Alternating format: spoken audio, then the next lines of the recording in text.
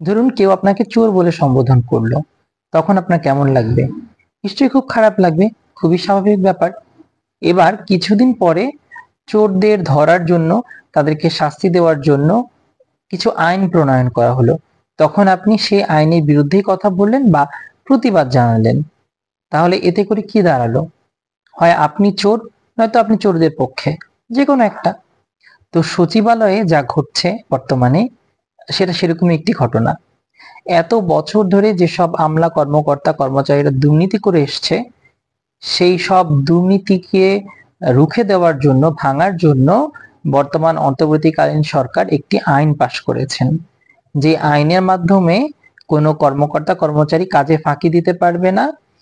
আবার তারা যদি ঘুষ নেয়, দুর্নীতি করে, তাহলে তাদেরকে সরকার সরাসরি বরখাস্ত করতে পারবে, যেটা আগে করা যেত না। আগে শুধু বদলির মধ্যে সীমাবদ্ধ ছিল। এখন আমাদের সেই সচিবালয়ের কর্মকর্তা, কর্মচারীরা অনশন করছেন, তারা নানান ধরনের আন্দোলন করছেন এই আইন তুলে নেওয়ার জন্য। তাহলে কি দাঁড়ালো? আপনি বা আপনারা যারা আন্দোলন করছেন, তারা কি হলেন বলেন ভাই? দয়া করে এসব বন্ধ করে সরকারকে সঠিক কাজ করতে দিন।